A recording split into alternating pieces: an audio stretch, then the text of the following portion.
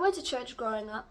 I wasn't in the main service usually. I was at the kids' church where we ate a lot of cake, we played games, and then we would have sort of like 1 minute of theology maybe. To be honest, I didn't understand the gospel back then.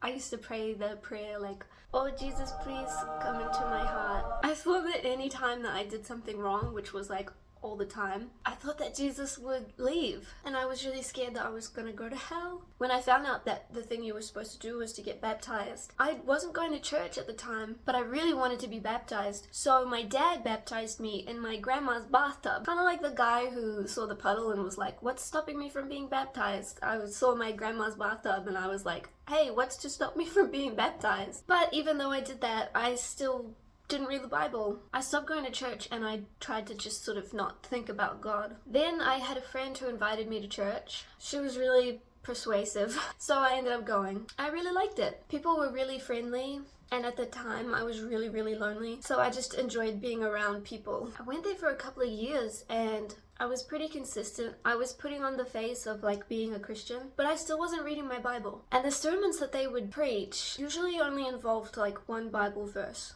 So every week that was how much food I was getting from the word was a Bible verse, maybe two. And I struggled with sin. I struggled with depression. I had a lot of questions that I didn't feel like were answered. Theological questions, I guess. Then I got some health problems. This was one of those churches that said that it's always God's will to heal you, and if you have enough faith, then you will be healed. But I didn't get healed. I didn't get better. Felt like everything was sort of going wrong all at the same time with my health back then. And instead of pursuing answers, I left. I just started living my own life, doing whatever.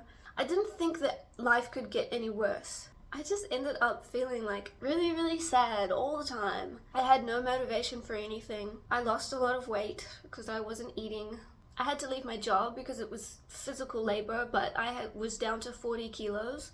I felt like a husk, I felt like a husk of a person. That time my brother came back from America. He went to Bible college and then he came back. Shout out to my bro, because he came back and told me that I need to go to church again. It was a point in my life where I had to make a decision whether I was going to keep on pursuing whatever it was kind of life I was living then, or if I was going to actually make a decision and not just believe in Jesus, but do what he says. For Jesus to actually be Lord of my life. It was actually at a Bible study, a weeknight group thing, where I met someone who knew his Bible. I could ask him questions. He didn't give me a non-answer or shy away from things like what I'd heard before. I started listening to sermons that were actually full of God's word, and they were explaining it to me in a way that I could understand. That point in my life was when God actually changed my heart.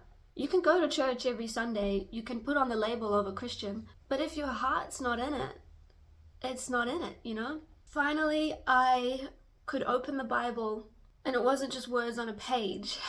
It was life-changing.